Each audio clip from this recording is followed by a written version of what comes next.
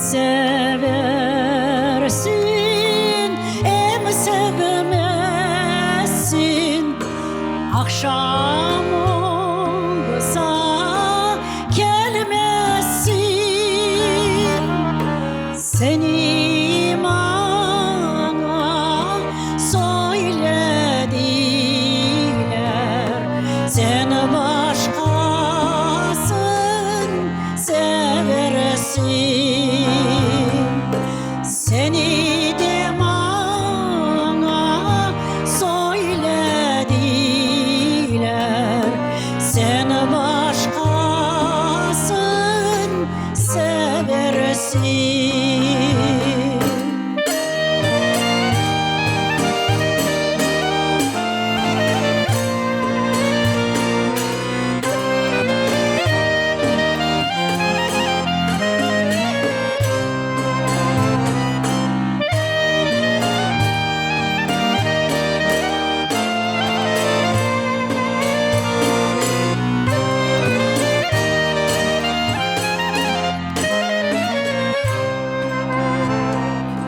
Karlı dere geçilmez zaman, sulu salgın içilmez.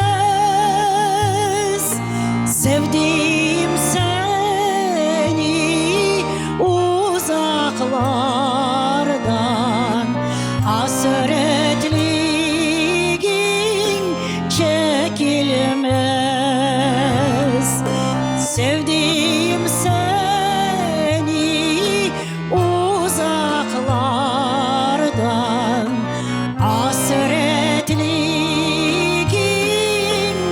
çekilmez.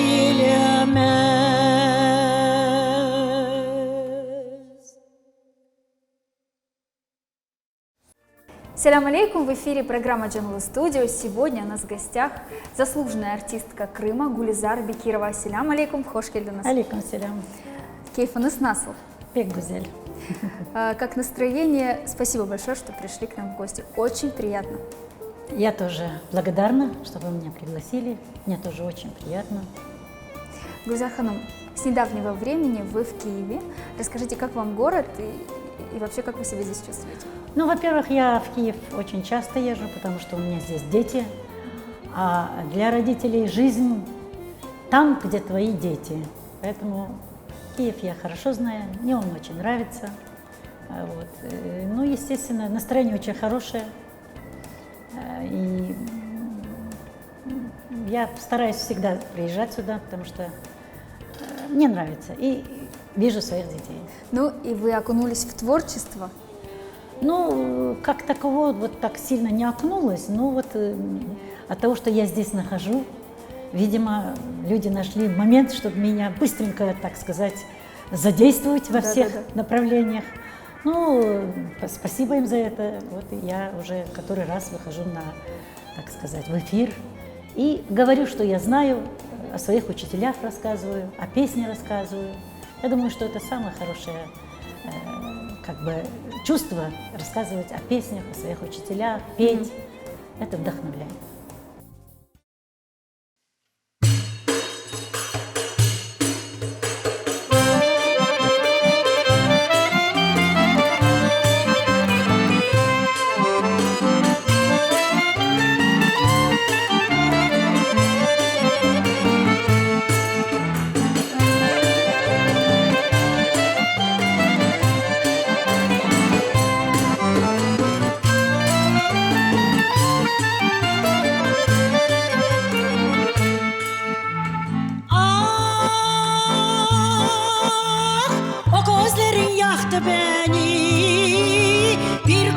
Sevdim seni, o gözlerin yaktı beni.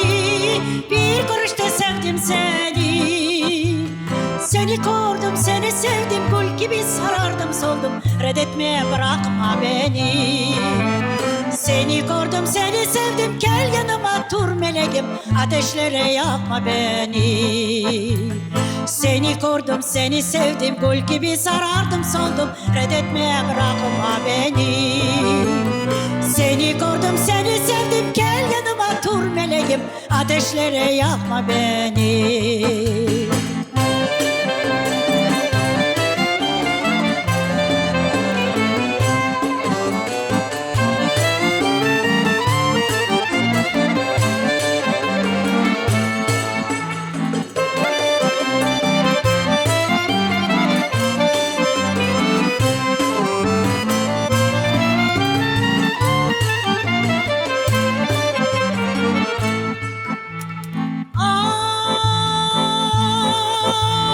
Kalem kaşlı sırma saçlı yar, senden arı benim kimim var? Kalem kaşlı sırma saçlı yar, senden arı benim kimim var? Seni kurdum, seni sevdim, gül gibi sarardım, soldum, reddetmeye bırakma beni. Seni kurdum, seni sevdim, gel yanıma tur meleğim, ateşlere yakma beni. Seni kurdum, seni sevdim, gül gibi sarardım, soldum, reddetmeye bırakma beni. Seni kurdum, seni sevdim, gel yanıma tur meleğim, ateşlere yakma beni.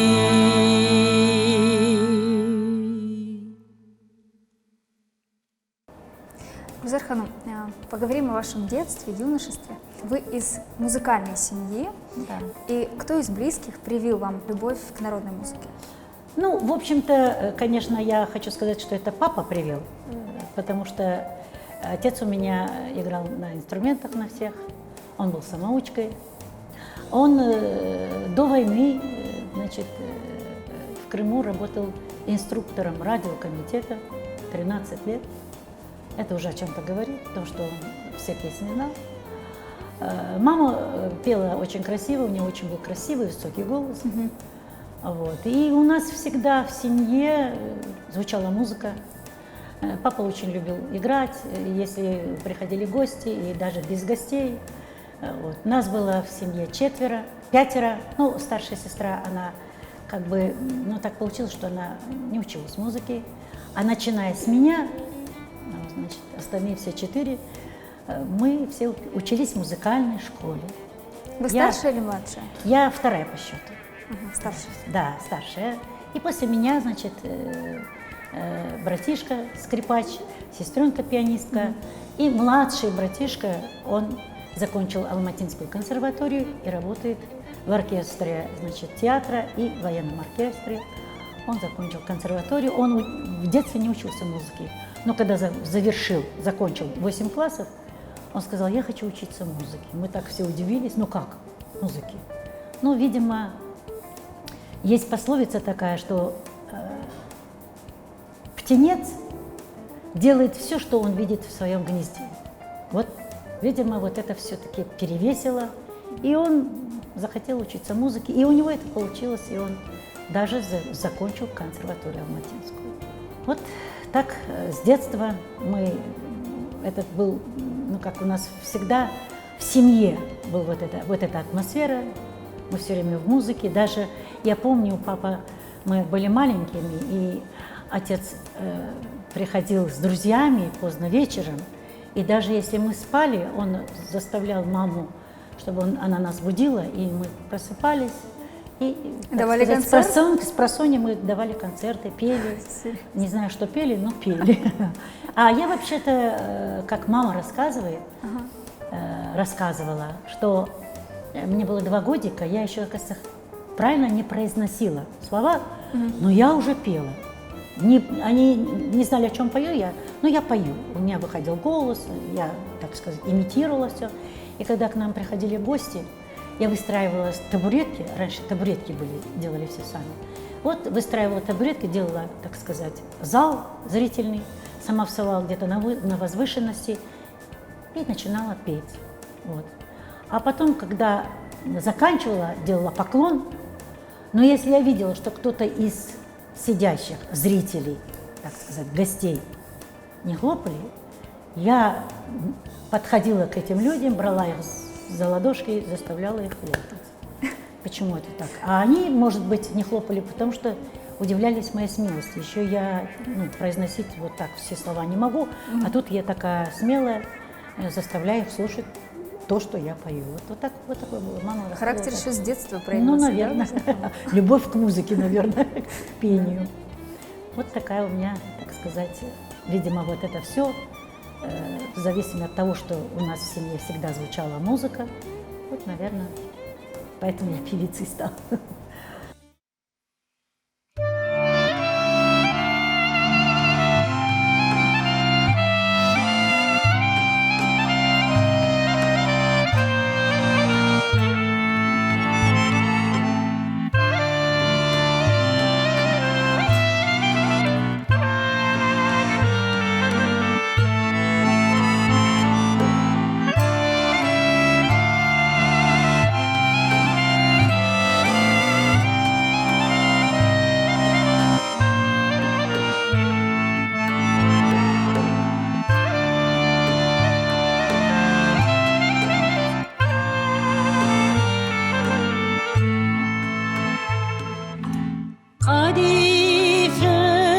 Kadifeden kisesi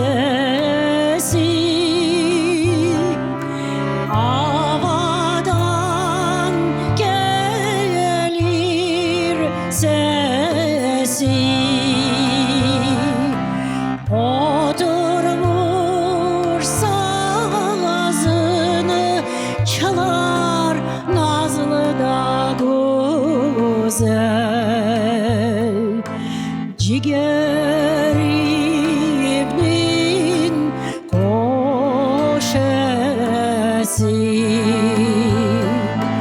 oturmuş sazını çalar nazlı da güzel ciger İbnin koşesi.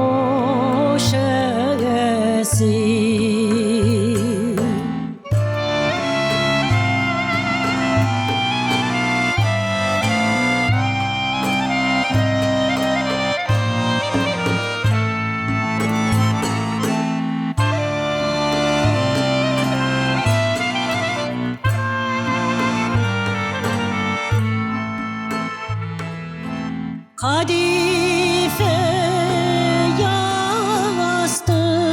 yastığım yok, odama bastığım yok. Basmaz oldun odama nazlı da güzel evvelki dostluğum yok basmaz oldun odama nazlı da güzel evvelki dostluğum yok.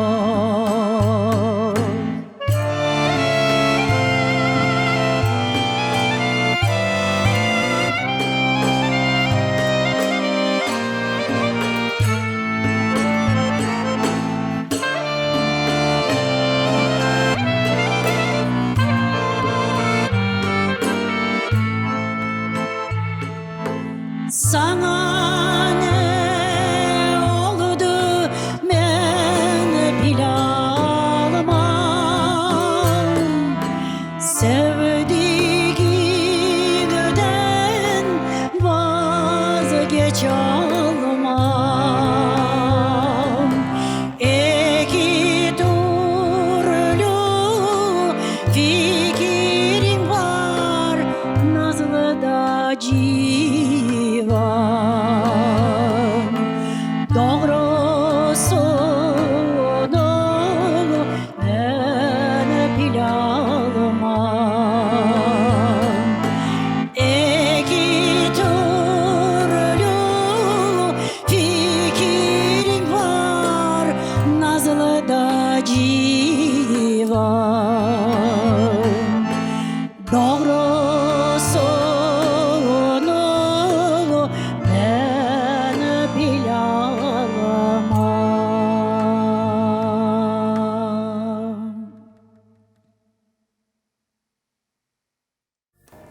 все-таки родители у вас были строгие? Как они разрешили вам выйти на сцену? Ты знаешь, Алия, у меня мама была действительно очень строгая.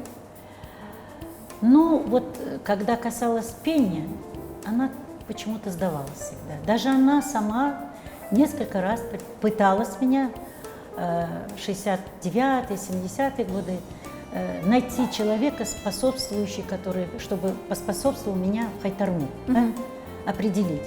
Но не находила. Дарила какие-то подарки, чтобы только меня, так сказать. Она знала, что я очень хочу петь, очень люблю петь.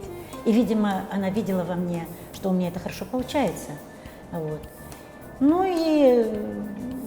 А папа, от того, что он был среди артистов, среди музыкантов все время, он все-таки проработал 13 лет в радиокомитете, он всех артистов знал. Даже когда-то, когда я первый раз познакомилась с Сабрией Реджеповой, вот, я очень хотела дать знать ей, что она моего отца хорошо знает. Но они долгие годы не встречались, она могла забыть. А я ей хотела напомнить. Но когда я напомнила, что вот я такая-то, такого-то человека, дочь, она так удивилась, она говорит: это твой отец? И с таким, ну, с таким сарказмом. А я так удивилась, думаю, почему она с таким сарказмом? А я говорю, а почему же вы, ну, с таким сарказмом про моего отца говорите? Она говорит, ну как не говорить? Он работал на радиокомитете, он если разрешал нам петь, то мы пели, а если не разрешал, то мы не пели, он не разрешал нам петь. Она думала, что он да, и вам да, не разрешил. да, и вот это меня так удивило тогда. Ну, оказывается, она такая была шутница, и поэтому всегда шутила. Ну и папа мне сказал, ты можешь туда не езжать, там хорошего ничего не сказал. Он потому что прошел эту жизнь артистическую, он имел в виду артистическую жизнь, не то, что там петь. Он сказал, там хорошего ничего нету, ты можешь не ехать туда. Ну как не ехать, если... А получилось по-другому, что я все-таки своего добилась, помогла мне в этом моя мама, конечно. Вот. И был случай. Да, расскажите про этот случай. Да, случай. В 1975 году, летом, как раз в июле месяце, моя близкая подруга, она моя соседка, одноклассница, подруга, в общем, все, что может быть у человека, это была она у меня. Очень жаль, что она 2 года тому назад умерла. Вот. У нее была свадьба, я была там свидетелем. Ну, я, естественно, и соседка, и одноклассница, и подружка, естественно, я должна была свидетелем быть. И ее папа, ее звали Диляра Эмирова, ее папа пригласил именно на свадьбу музыкантов из Хайтармы. По тем временам это По тем было временам, очень... да. Это престижно очень Престижно, было. да. Да, это очень редкие люди могли, так сказать, приглашать. И потом она была первая в семье, старшая, и она закончила медицинский институт, ну, с отличием, и, естественно, познакомилась с парнем, и вот ей такую шикарную свадьбу пригласили вот этих. А для нашего села, где мы жили, я жила, вообще родилась в Таджикистане, вот, Ленобадская область, поселок Советопад.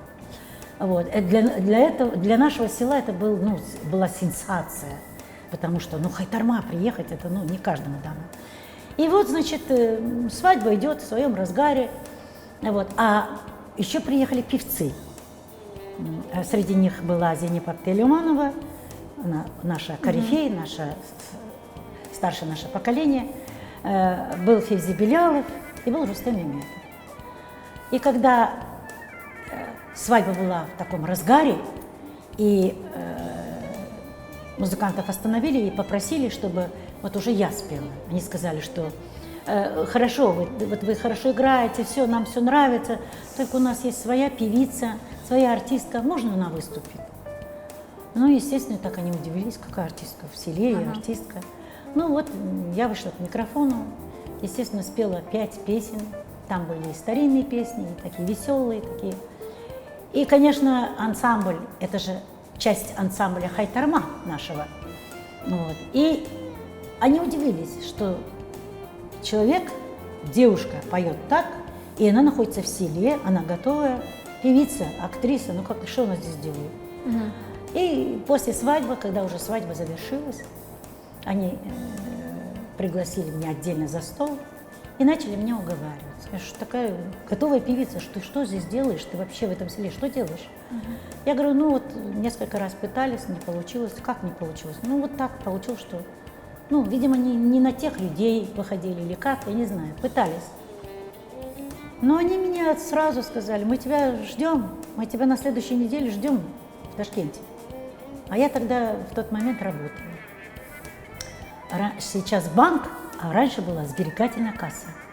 В советское время называли так, да. Я там работала. И проработала 2 месяца после этой встречи. Но у меня всегда мысли были в Хайтарме, все время в Ташкенте, все время я думала, как будет, что будет, потому что, ну, действительно, не зная ничего, ехать куда-то, это тоже. И однажды говорю маме, вот почему она меня поддержала. Я говорю, мам, вот мне так пригласили, мне сказали, да я не знаю, что мне делать. Она говорит, как, тебя пригласили, ты сидишь здесь? Быстренько собирай вещи и езжай. Ну, я поехала, конечно, в Хайтарму, в Ташкент. Меня прослушали. Я поехала на несколько дней, чтобы, ну, как бы увидеть перспективу, где я буду жить, потому что, ну, все-таки где-то жить надо. Это же не только работа, еще жилье должно быть. Ну, мне все предоставили. И что вам Спасибо. предоставили?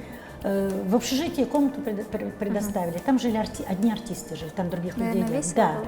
весело очень было. И вот я решила, что я. И вот в 1975 году, 8 августа, мне приняли в ансамбль Хайтарма, государственный ансамбль в Ташкенте, в Узбекистане. Вот с тех пор я на сцене.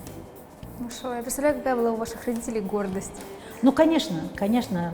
Мама никогда не жалела, что она меня отправила. Папа первое время тоже так, ну, как-то скептически относился.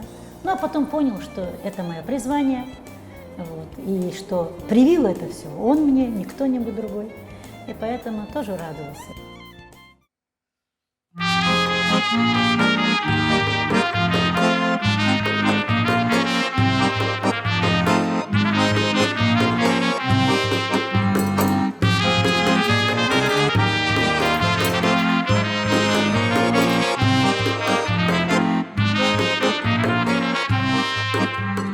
Dağlarının yolları doludur lale. Dağların yolları doludur lale. Yar eyledin beni deli divane yar yar. Ela gözlüm yar. Yar eyledin beni deli divane yar yar. Ela gözlüm yar. Hey, kaşları kara, gözleri ela, kirpikleri sürmeli yar yar, sürmeli yar. Ben sağ olsam vermem seni ellere yar yar, ellere yar. Ben sağ olsam vermem seni ellere yar yar, dillere yar.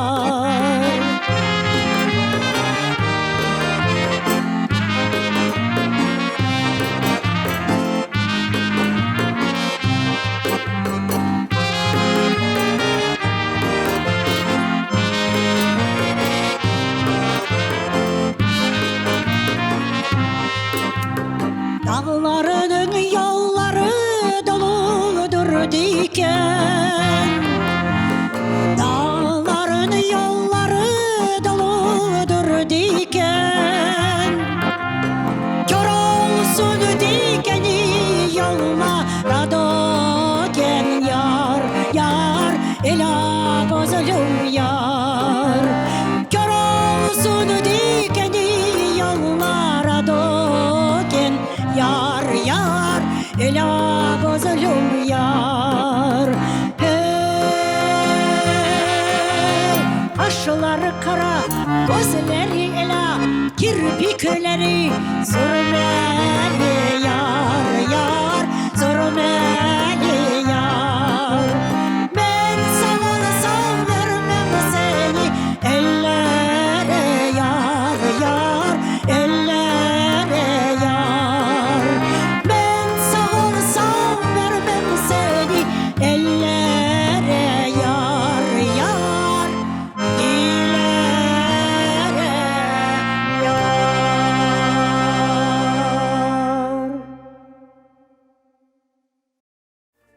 каждая ваша песня, наверное, хранит какую-то историю. Расскажите о самой интересной истории. Вы знаете, вот говорят же, когда человек хочет самую сокровенную песню спеть, да, вот самую лучшую, которую она прочувствовала. Я все песни с чувством стараюсь петь, потому что я по-другому не могу. Я вот от нее научилась так. Ну, после того, как она покинула этот мир, это мой педагог, на следующий день у нее же муж был композитор, Кабулага Сетвелиев. Он написал в память о ней песню. Вот именно на следующий день. И называется эта песня, кстати, слова и музыку он сам написал. И слова написал, и музыку написал. И он подарил эту песню мне. Ну как, не подарил, а когда мы уже по истечению 2-3 недель мы опять пришли к нему узнать, как здоровье, потому что он тоже для нас был очень ценен. Почему? Потому что это был очень колоритный композитор, очень колоритный. Он писал песни на крымско-татарском языке, ну, в смысле, и музыку. И все думали, что это народные песни. Он был народником, он был очень колоритный композитор. И мы пришли его, так сказать, навестить, узнать о его здоровье. И он нам поставил эту песню, спел нам эту песню, которую написал про нее. Мы записали это на кассету, тогда были кассеты. Вот. И я дома стала учить эту песню. Мне очень она понравилась, она мне по духу. И она именно посвящена нашей великой певице, поэтому она была мне по духу. И я, когда ей было 80 лет, ее уже не было, а в 77-м она умерла, а через 3 года ей делали юбилей, 80-летие, День памяти о ней. И я подготовила эту песню и спела на сцене. Я ее спела, как, кстати, ты любишь петь, акапельно. Я тоже ее спела акапельно. Вот это моя звездная песня была, которую я очень дорожу этой песней, очень люблю ее. И когда очень многие слышали о ней, и когда просят спеть, я с большим удовольствием, с большой гордостью пою. Кстати, кроме меня эту песню ни один человек, ни одна певица не пела еще. Я думаю, не стоит. Ну, не знаю. Нет, нужно знать. Вот. Ну вот, как бы открыватель этой песни была я. Я открыла эту песню, он написал. Я ждала, что он приедет на 80-летие, и вместе я ему сделаю сюрприз. Ну, до 80-летия месяц остался, он умер, наш композитор. Вот в жизни бывают вот такие печальные моменты.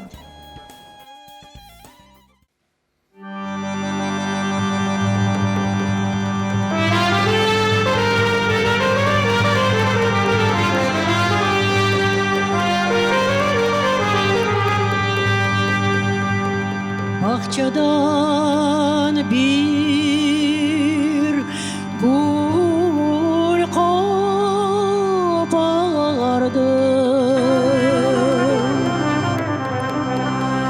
yar başına takmaya.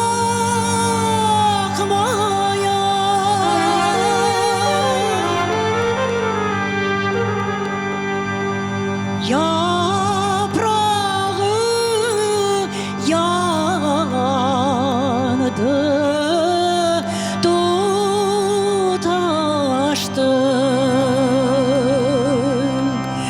Gülleri kan ağladı.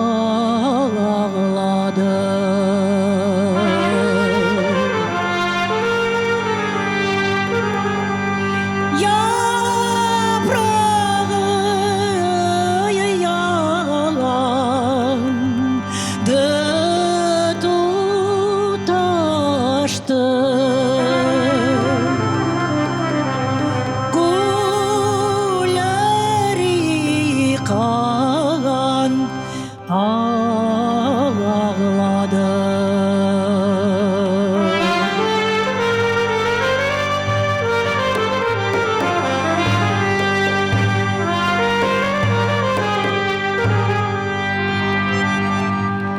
Şeşterim adım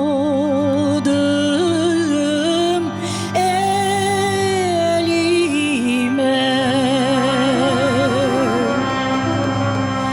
Yar eşkına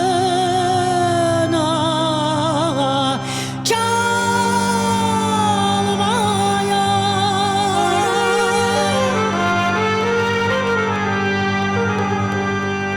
Şeşterim yandı tutaştı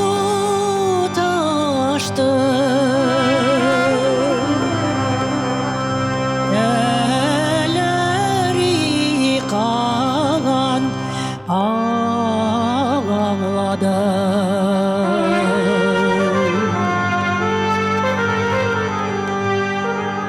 Şeşterim yandı tutaştı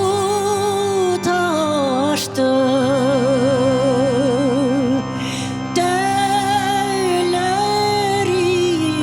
kan ağladı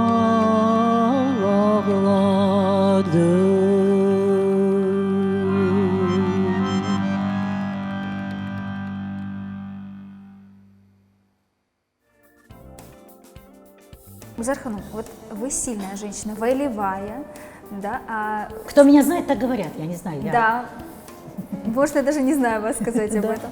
Напор чувствуется, и в песнях чувствуется этот напор внутреннего, Да. сильного духа. Это вас творчество закалило? Или это вы стали такой, только чтобы вот пробиться как-то вот? Нет.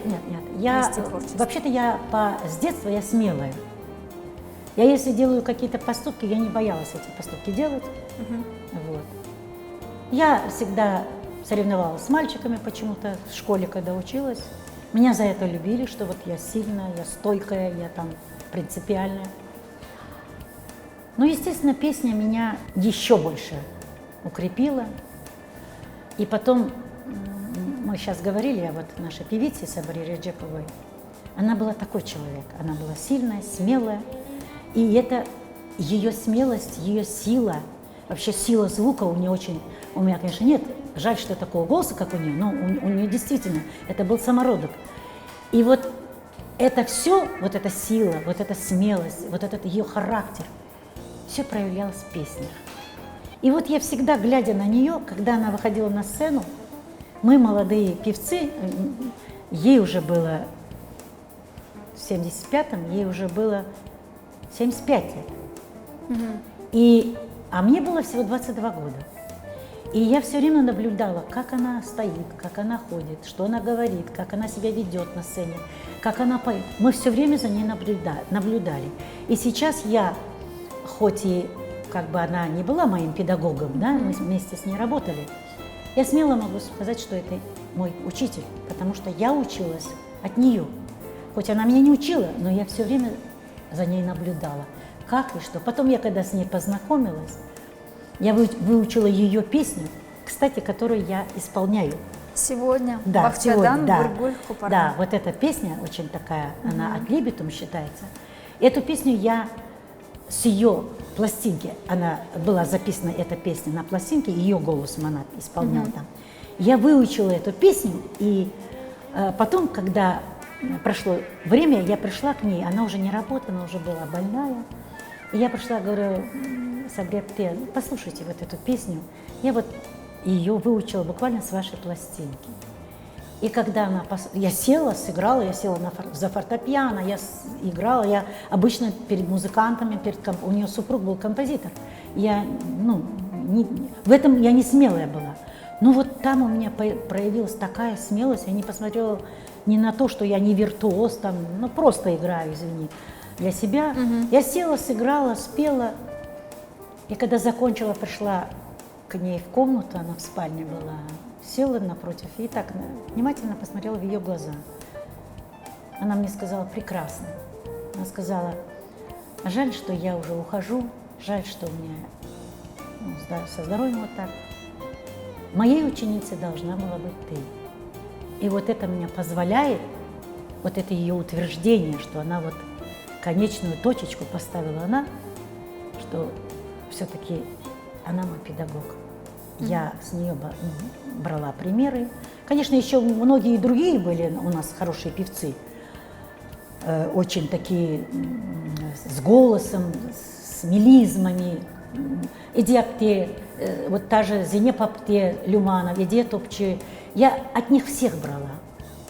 Но Сабрия Реджепова была Сабрия ближе, Реджепова да? была моим педагогом, потому что я с ней стояла на одной сцене, я всегда наблюдала, и поэтому я сегодня говорю, что это мой педагог.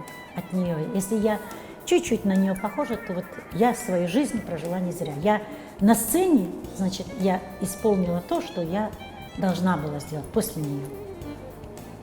Вот так, вот такие у нас воспоминания о ней.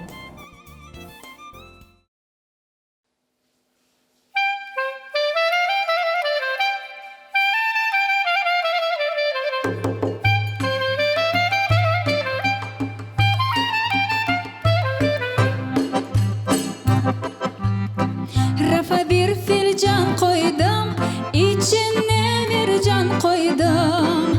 Rafa bir filcan koydum, içine bir can koydum. Kaynananın adını kuyruklu sıçan koydum. Kaynananın adını kuyruklu sıçan koydum. Ne oldu ya kaynana, kurekine tuz koy kaynana. Oğlum beni pek sever, yüreğine buz koy kaynana.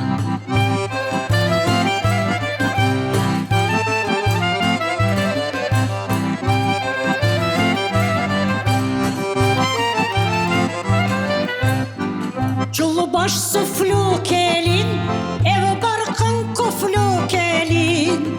Çulbaş suflu kelin, ev barkın kuflu kelin. Oğlum seni taşlayacak, ufak baş suflu kelin. Oğlum seni taşlayacak, ufak baş suflu kelin. Ne oldu ya yaş gelin, yüreğine tuz koy taş gelin. Oğlum seni taşlayacak, kurekine buz koy tas gelin.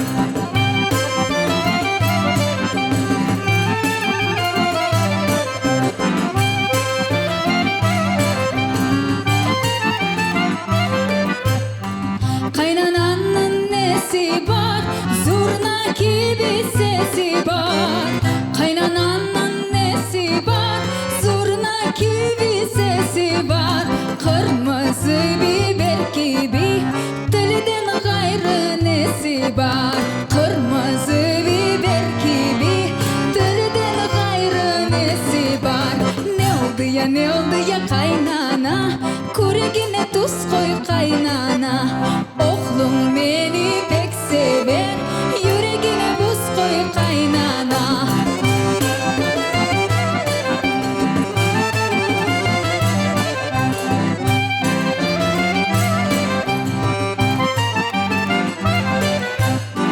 Görgen seni görmesin, sözüne kapılmasın. Görgen seni görmesin, sözüne kapılmasın. Ömrün boyu tul yaşa, layığın tapılmasın. Ömrün boyu tul yaşa, layığın tapılmasın.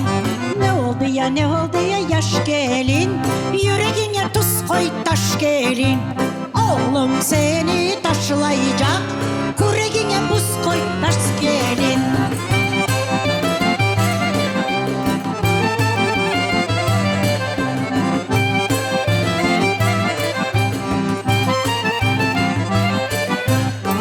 Böyle gelin kaynana, bizim kunde olmasın. Böyle gelin kaynana, bizim kunde olmasın. Ana bala yaşanız, gül çıraylar solmasın. Ana bala yaşanız, gül çıraylar solmasın. Mabet olsun gelinler, kaynanalar gelinleri severler. Mabet olsun gelinler, kaynanalar gelin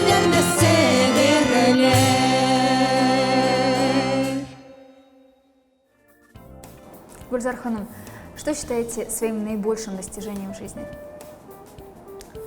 Ну, конечно, мое самое большое достижение – это вырастить моих 3 детей. И они все нашли свое дело, свою дорогу. И, может быть, где-то что-то в своей профессии они, может, выше, чем мы. Я так думаю. И нам это говорят, что вот ваши дети стали выше, чем вы. Ну, это для человека, для мамы и вообще для родителей это большая гордость, это счастье. Ну, а достижение, что у каждого певца есть свой зритель, который любит тебя. У меня очень много зрителей, которые меня любят и которых я люблю. Вот. И это, я думаю, что вот эти 2 фактора – это хорошее, большое, самое мое высокое достижение, что